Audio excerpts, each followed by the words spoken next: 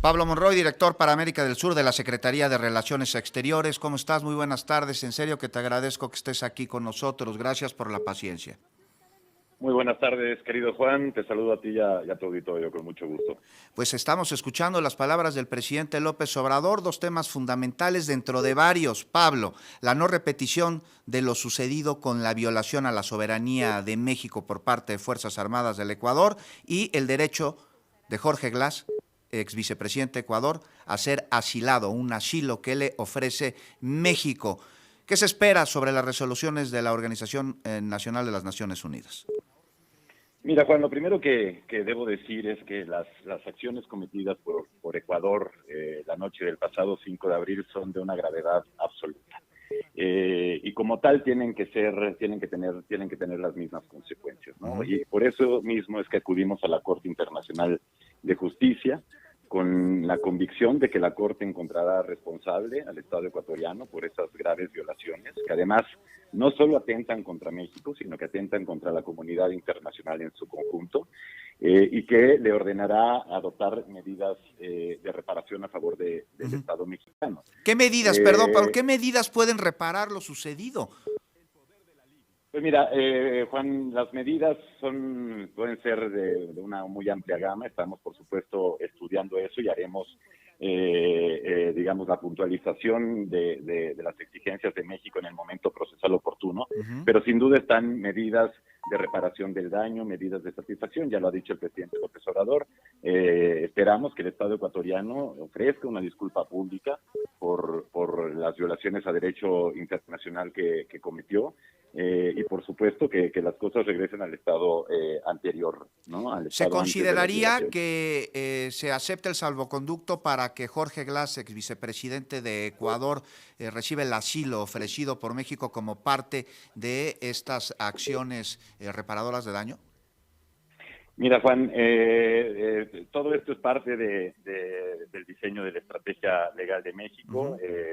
Por estar este caso, digamos, bajo consideración judicial, no podemos ahondar en detalles ahorita, estamos trabajando en esa estrategia, sí. Pero lo que sí puedo aseverar es que el asilo fue perfectamente concedido, México está convencido de ello. El asilo político es un derecho humano en la legislación mexicana y así también lo contempla el derecho internacional.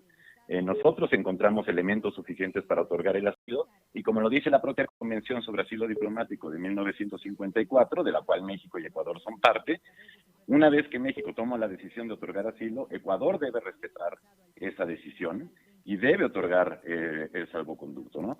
Una cosa que no menciona Ecuador entre sus argumentos es que la Convención sobre Asilo Diplomático le otorga al Estado asilante, es decir, a México, la facultad exclusiva de determinar la naturaleza de la persecución. Y cuando México toma esa decisión, su decisión debe ser respetada. Bueno, pues es que estamos viendo violaciones a todos los tratados y convenciones internacionales por parte del gobierno de Ecuador y como se dice coloquialmente, Pablo Monroy, director para América del Sur de la Secretaría de Relaciones Exteriores, el balón está en la cancha de la ONU. ¿Qué facultades tiene la ONU para que se garantice el derecho? Y bueno, pues todo esto que viene en las convenciones, en los tratados internacionales que me estás mencionando, porque pues Ecuador de motu propio, la verdad es que no tiene voluntad, lo ha demostrado. Lo ha demostrado, Juan, tú lo has dicho y el presidente López Obrador, la canciller Bárcena lo han reiterado en varias ocasiones. Estamos ante un sistema internacional debilitado y las acciones que tomó Ecuador pues lo debilitan más, así que nosotros confiamos en que la justicia internacional esté a la altura de las circunstancias, que sancione estos graves hechos y sobre todo que ordene la no repetición. O sea, estas acciones no pueden quedar impunes y no pueden repetirse más en el futuro. Así que esa es la confianza que México deposita en la Corte Internacional de Justicia.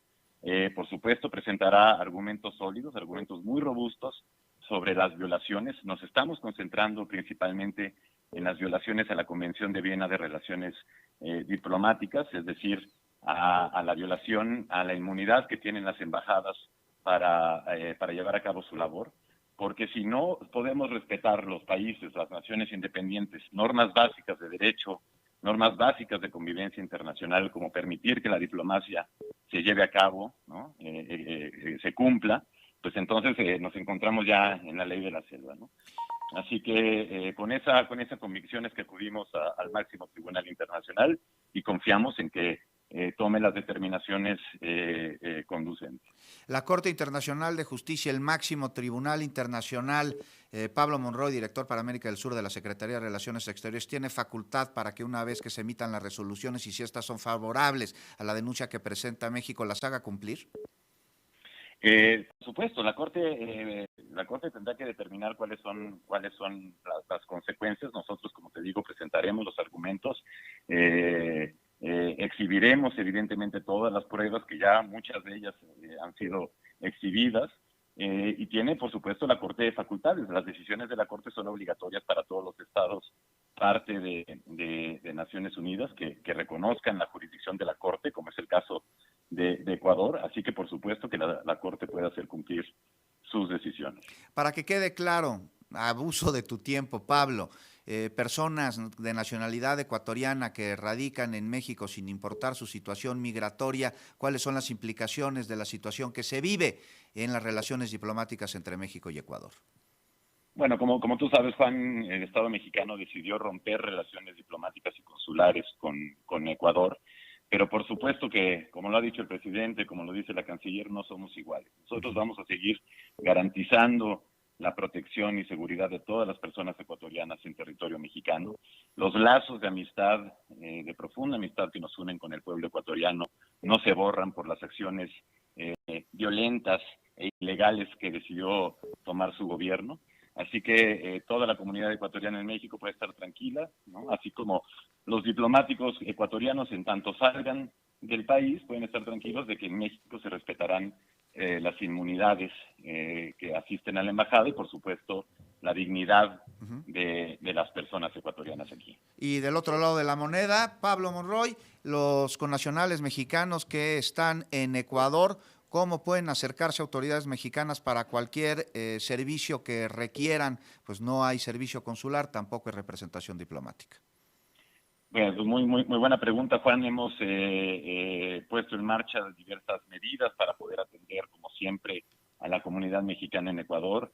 Hemos habilitado y reforzado el sistema de atención a personas mexicanas en el extranjero, particularmente aquellas que se encuentran en Ecuador. Nuestras embajadas en Colombia, en Perú, en Chile están muy pendientes también de la situación de personas mexicanas allá y pueden asistirlas con los trámites regulares que ofrece la Secretaría de Relaciones Exteriores en el exterior.